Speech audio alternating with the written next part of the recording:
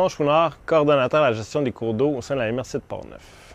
Suite à l'adoption en juin 2017 de la nouvelle loi sur la conservation des milieux humides et hydriques, les municipalités régionales de comté, incluant votre MRC de Portneuf, se sont vu octroyer le mandat d'élaborer les plans régionaux des milieux humides et hydriques.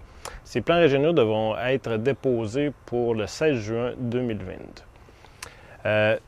Il faut savoir qu'entre 1990 et 2011, au niveau des basses terres du Saint-Laurent, c'est près de 20 des milieux humides qui ont été effacés de la carte d'une certaine façon pour faire place soit à des développements résidentiels, de l'agriculture, des projets industriels, de l'exploitation. Et ces milieux humides nous offrent de grands services de par leur fonction écologique.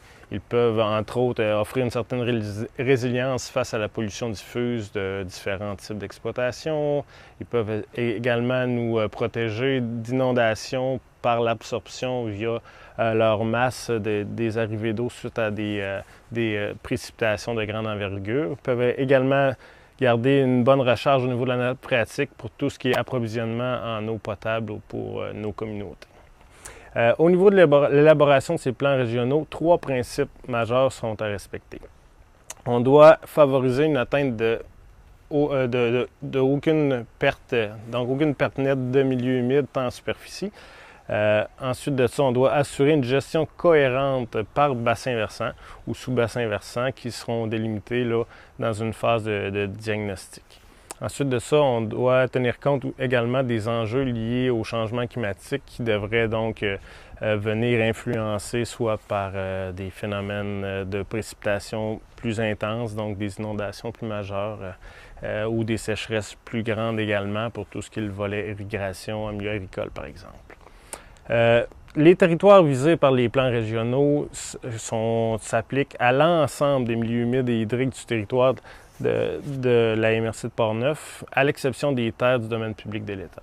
L'ensemble des cours d'eau du territoire seront également pris en compte, incluant ceux du domaine hydrique de l'État. L'élaboration se fera en 5 étapes. La première étape consiste en la préparation et l'amorce de la démarche. Donc, pour élaborer là, les différents types de portraits, les diagnostics. Donc, on doit faire une collecte et une gestion des données.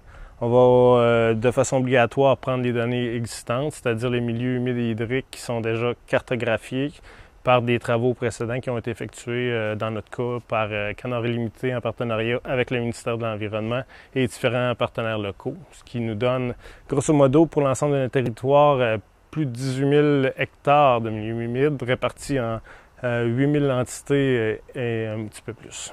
Donc, on devrait également effectuer des consultations sous forme de concertation avec les différents acteurs du milieu. Il y aura 2 comités, un plus technique pour l'analyse et l'élaboration du plan régional et un plus au niveau concertation avec les différents acteurs du milieu en sous-comité, soit agricole, forestier, municipal, industriel, environnemental, récréotouristique. On va consulter là, les différents acteurs, vous compris, pour savoir vos préoccupations et sous forme d'un sondage là, dans les prochains jours. La deuxième étape est d'établir le portrait de notre région. Donc, il y aura un portrait plus de volet aménagement, donc le portrait socio-économique, la démographie, les prévisions d'aménagement et de développement de notre région. Et puis, ce qui nous concerne un peu plus, c'est le volet du contexte environnemental. Donc, dans ce contexte environnemental-là, on va aller chercher tout ce qui est le recensement de nos milieux humides. On va également regarder les perturbations, tout ce qui était l'état de nos milieux humides par sous-bassin versant. Et puis, on va potentiellement également faire le recensement des milieux humides d'intérêt qui ont un potentiel de conservation ou qui font déjà partie là, de milieux de conservation, que ce soit par des parcs ou des choses comme ça. Donc, la troisième étape du plan régional sera le diagnostic des milieux humides et hydriques. Ce diagnostic va être effectué par une unité géographique, comme mentionné précédemment, soit bassin versant, sous-bassin versant, en fonction des forces, des faiblesses, des opportunités et des menaces qu'on va recenser dans l'ensemble de sous-bassins versants en fonction des activités qui s'y prêtent. Donc, s'il y a des puits d'eau potable, donc il va y avoir des fonctions écologiques attribuées à ces milieux humides qui vont être prises en considération et on en fera l'évaluation en conséquence. On va également prendre les enjeux environnementaux associés à ces pressions-là. Est-ce qu'il y a des inondations dans ce sous-bassin versant? Je prends comme exemple la rivière Sainte-Anne, qui est la proie des inondations de façon récurrente dans les dernières années. Donc, de quelle façon nos milieux humides à l'ensemble de ce bassin versant vont pouvoir donc collaborer à réduire ou améliorer l'incidence des précipitations ou de la fonte des neiges dans les périodes un petit peu plus critiques.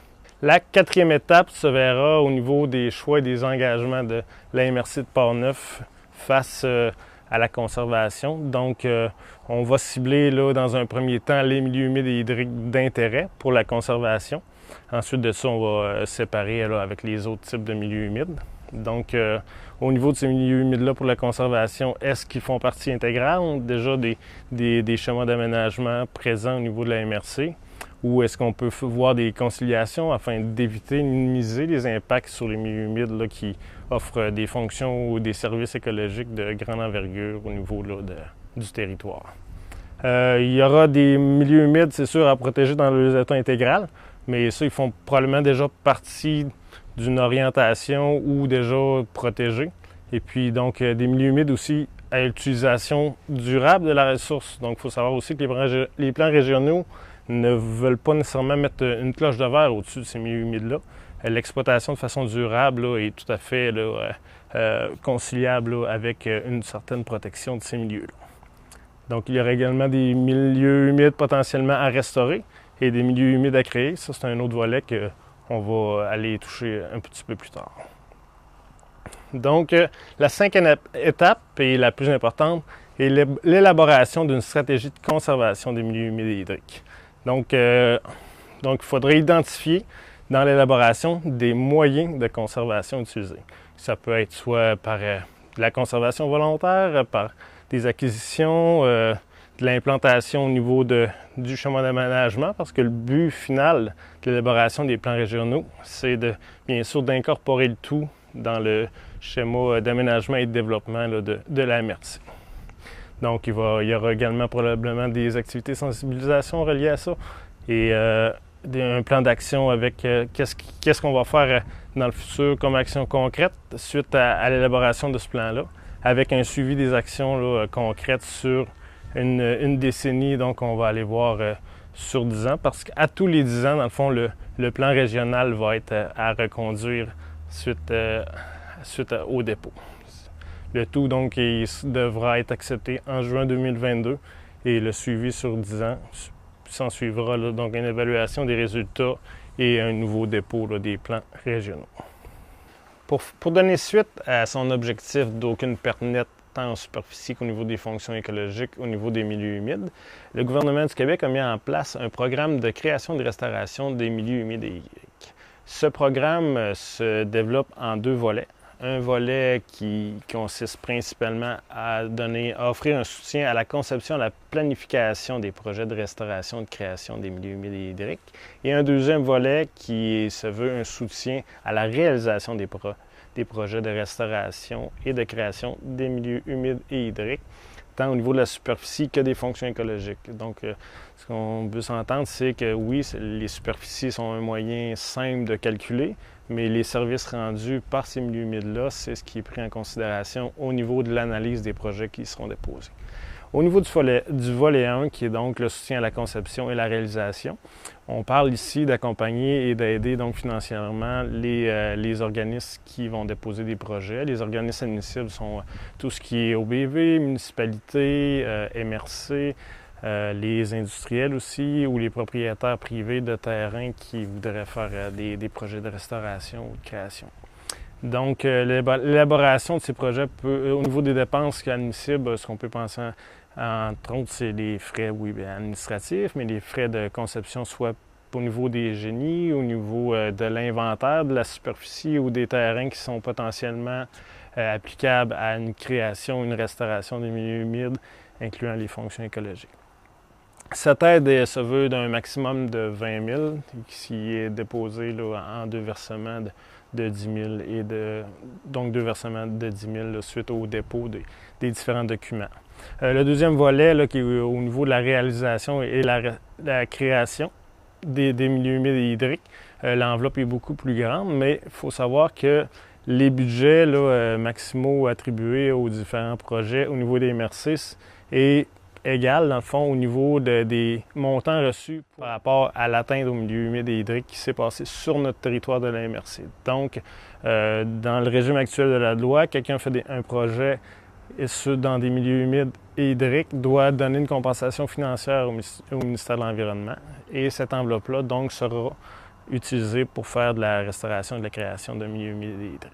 Chose importante à prendre en considération, c'est que ce n'est pas parce qu'un projet aurait été déposé au niveau du volet 1, donc à la planification et la conception, qu'il recevra nécessairement le financement pour la réalisation. Donc, il y a un processus d'analyse des projets.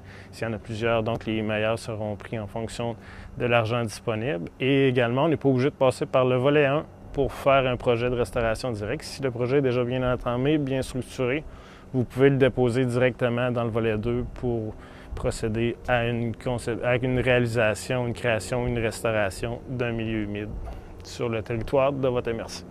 Si vous voulez plus d'informations, tant au niveau du guide d'élaboration des plans régionaux ou au niveau du programme de création et restauration des milieux humides, je vous invite à consulter les sites Internet du gouvernement. Merci.